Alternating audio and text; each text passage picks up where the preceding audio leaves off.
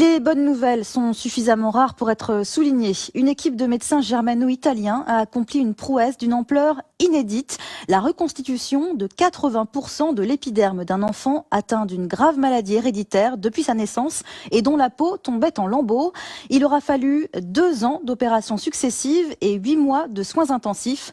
Un parcours du combattant que nous dévoile Marina Mekawi.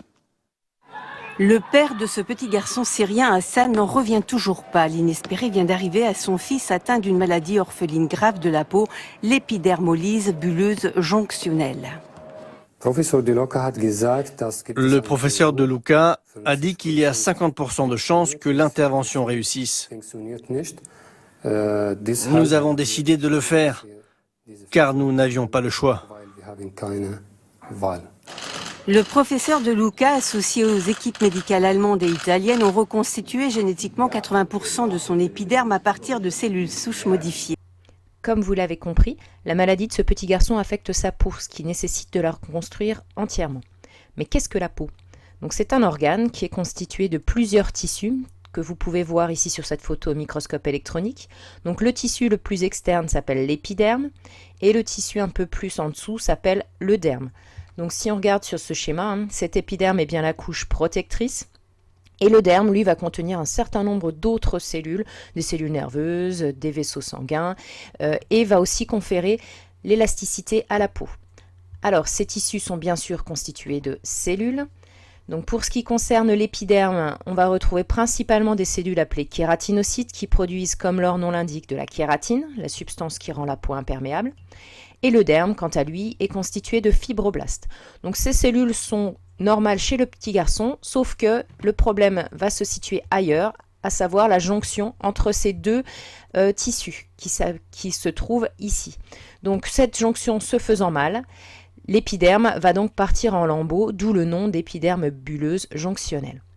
Aussi, il va falloir produire les différents types de cellules, entre autres celles du derme, chez ce petit garçon. Donc ces cellules, elles ont une forme d'étoile et elles produisent diverses substances et entre autres l'élastine et le collagène, donc qui sont des constituants de la matrice extracellulaire et qui vont permettre à la peau d'être élastique.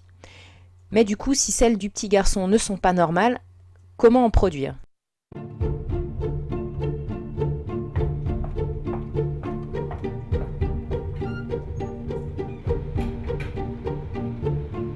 Je suis chercheuse au sein d'un laboratoire qui s'appelle l'Institut ISTEM et j'enseigne à l'université en biologie. Au sein de l'Institut, on travaille sur les maladies génétiques rares et on utilise les cellules souches pour traiter ces maladies.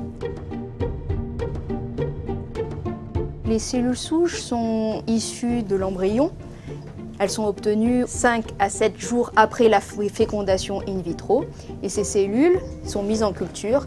Elles ont la propriété d'être immortelles et donner tous les types cellulaires de l'organisme. Nous, on a mis au point un protocole, une recette de cuisine qui va permettre à ces cellules souches de se diriger vers les cellules de la peau. On les dirige comme un GPS vers les cellules de la peau. La nouveauté, c'est d'avoir une quantité illimitée de cellules de la peau qui pourront être utilisées par les dermatologues directement. Donc à partir d'une banque de cellules souches qui sont auto-renouvelables indéfiniment, on va pouvoir avoir une quantité illimitée de cellules de la peau, donc de peau pour les greffer sur les patients. Ce qui n'était pas le cas avec des cellules de patients lui-même, où on ne peut pas les cultiver à l'infini. En fait, pour cette technique des cellules souches, les scientifiques se sont inspirés de ce qui se passe naturellement au début de la vie. En effet, tout part d'une cellule œuf qui va se diviser un certain nombre de fois pour permettre l'obtention de toutes les cellules de l'organisme. Bien sûr, en se divisant, les cellules vont garder la même information génétique que la cellule œuf de départ. Au bout d'un certain temps, ces cellules vont se spécialiser pour donner des cellules nerveuses, des cellules de peau, des cellules sanguines, des cellules de foie, des cellules d'os, enfin bref, tous les types de cellules qui vont constituer l'embryon, le fœtus, puis le futur bébé. Aussi, les scientifiques récupèrent des cellules embryonnaires à ce stade, avant qu'elles ne se spécialisent. Donc, ils récupèrent ces cellules et ensuite, ils vont leur imposer un devenir, donc soit pour obtenir des cellules musculaires ou des cellules de peau, des globules rouges, enfin n'importe quel type de cellules qu'il souhaite obtenir.